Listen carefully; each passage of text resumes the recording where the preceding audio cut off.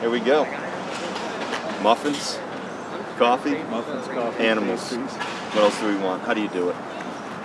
How do you do it?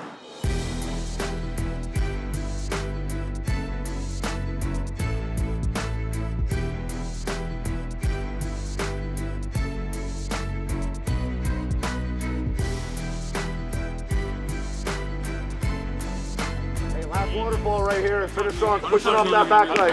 Get set. Get in the stance. On you, Buck. Get out. Go waterfall, boys. Go waterfall. It's well documented for good reason that Carlos Correa, Byron, Buxton, players like that are true leaders for us. And when they go about their business the way they do, with their heads down in a selfless manner, trying to make the team the best it can be, that's the focus. That's what everyone has to do. So it's a next man up mentality. It's a how can I contribute today? It's a how can I do my job to give us the best chance to win tonight. If we do that 162 times, hopefully that means that we've got a chance to play 163 and beyond. I don't shy away from talking anymore. I just kind of let my work on the field do the talking for me, which I still do, but I'm kind of more, being in that leadership role, you have a few more questions to answer, so that kind of, I guess, brought it out of me.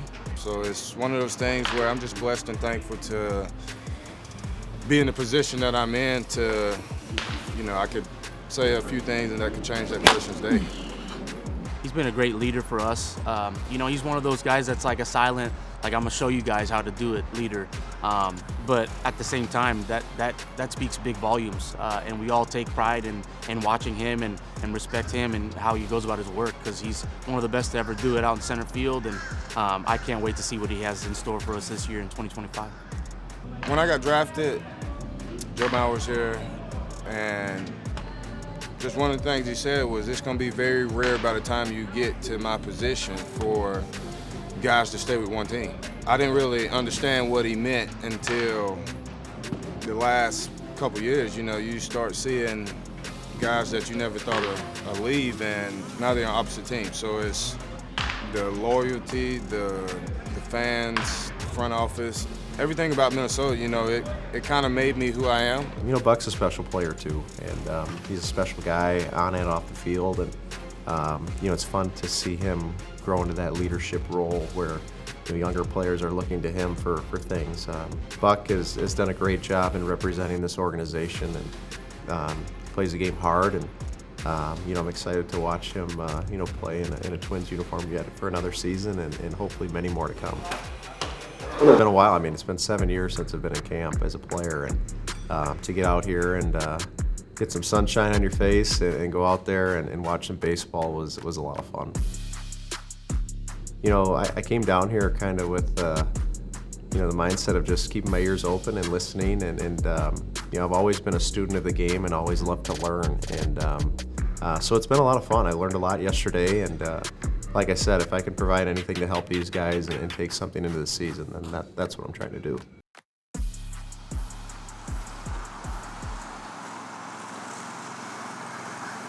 So we got a local farm to come on out to the ballpark today and bring the animals. They're going to have donuts, juice, coffee set up outside in the front parking lot with the llamas and the goats and the chickens. They already had 2 eggs laid outside, so Carlos, you can grab them because I know probably on that. And they should be here at about 9. So we're going to pet the animals, then we're going to hit in the cages, and we're going to play the game today. I don't know. Should I go scare the goats and make them faint? Just ruin the experience for everyone. Oh my God! In this game, you just got to have fun as much as possible. Just throwing people off the routine because it's Groundhog Day here. So keeping it light sometimes may just be, just treat people like they're humans. Because at the end of the day, that's what we are. We're just normal people. This is Eddie. Eddie was an animal. You got the same haircut. Yo, chill. Can I come with him? Yeah. I'm keeping him over here for the photos. Hey, buddy. Come on, this way. Kind of the middle of camp right now.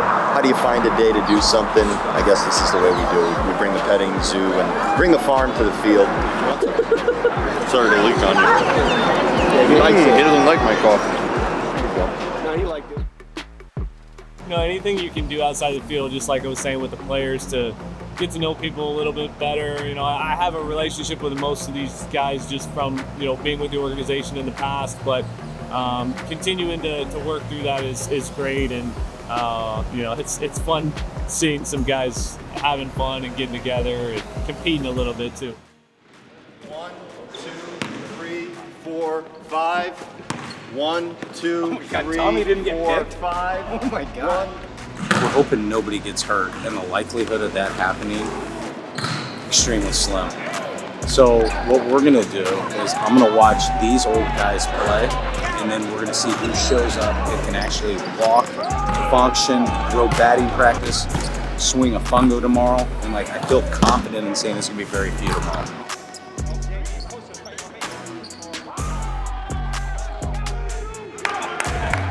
Guys, you got to get a hand out there.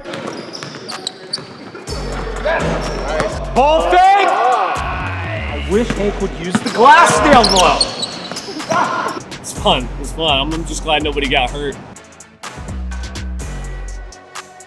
I've always enjoyed my time with the Twins and the front office, the people, just the overall, you know, environment that we have here is something that, you know, you always want to be a part of as a coach. Fiddle away the first 2 rounds. Literally it. I mean, the rest of them. And some of them I missed a little onside, but. Woo! Watch out, Tommy. But that's just the focus. We're not just first round trying to go there, right? We want to cover all the different areas of the zone, and that means we have the ability to get the ball wherever. There you go.